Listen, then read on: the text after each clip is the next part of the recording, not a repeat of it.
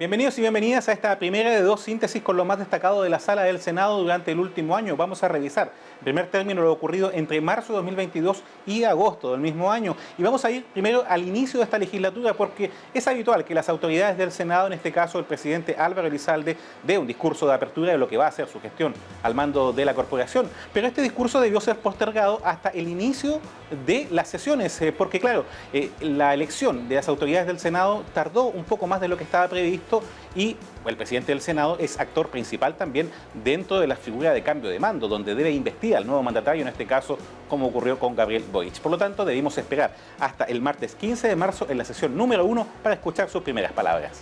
Es parte del trabajo político el perfeccionamiento de la democracia. La sociedad chilena se encuentra en un momento complejo, generado por la insatisfacción frente a un modelo que ha afectado y abandonado a un gran número de compatriotas. Estamos frente a tiempos que asombran y desafían, que asustan a algunos y dan esperanza a otros. Un momento importante para recordar que la conversación y el diálogo son un deber al cual no podemos renunciar.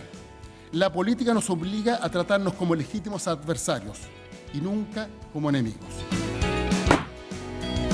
Por supuesto, en este periodo hubo otros temas destacados que vale la pena mencionar. Por ejemplo, el primer paso del proyecto que prohíbe informar las deudas en salud, una nueva ley en materia de acoso sexual y la necesaria actualización legislativa para un tema en boga, como es el saneamiento y la regularización de loteos.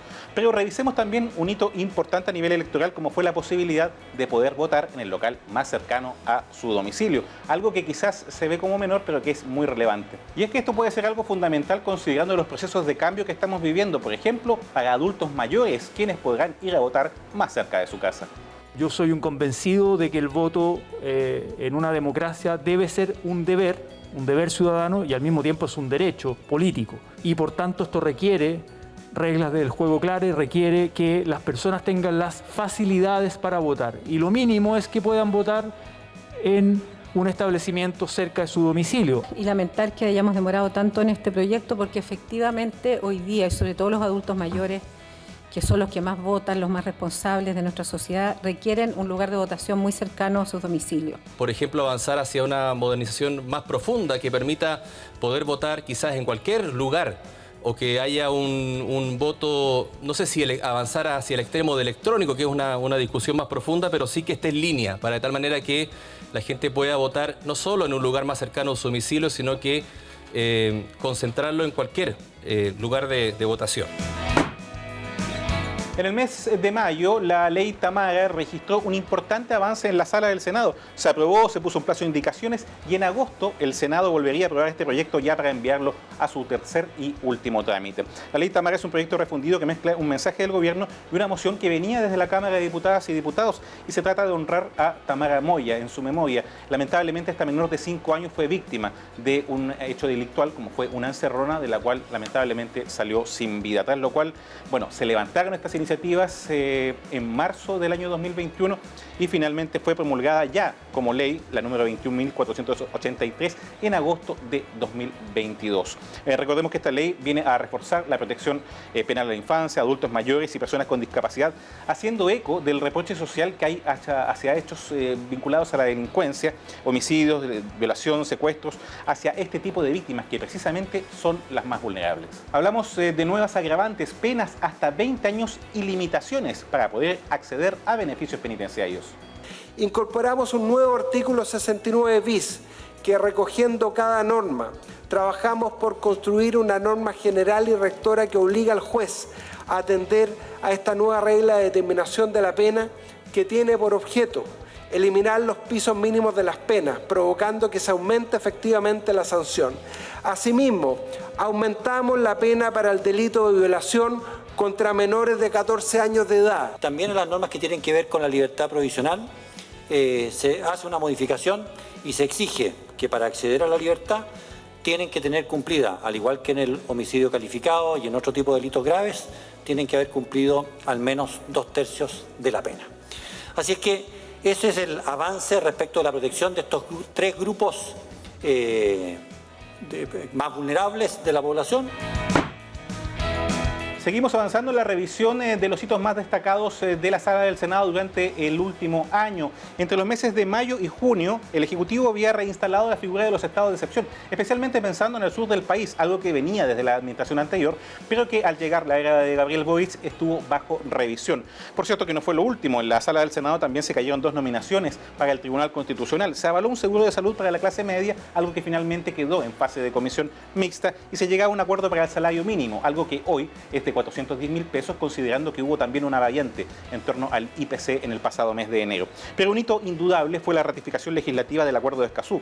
Este documento internacional suscrito, entre otros puntos, se permite dar voz a las comunidades en las decisiones de proyectos que pudieran eventualmente afectarlos. Recordemos que este es un acuerdo donde Chile había sido uno de los principales impulsores y que un día, martes 31 de mayo de 2022, vio su aprobación final en la Sala del Senado. No busca más que mejorar la participación, mejorar el acceso a la información y mejorar la justicia medioambiental, algo que hoy día muchas zonas de sacrificio en nuestro país requieren y piden con urgencia. Chile es un país que tiene altos estándares medioambientales y creemos que este acuerdo es un acuerdo importante, pero que nosotros tenemos un téngase presente absteniéndonos porque creemos que podemos correr riesgo en el futuro. El resguardo de la infraestructura crítica no solo es noticia por estos días. Durante 2022 este tema se debatió, se votó, fue a comisión mixta e incluso hubo un veto al respecto.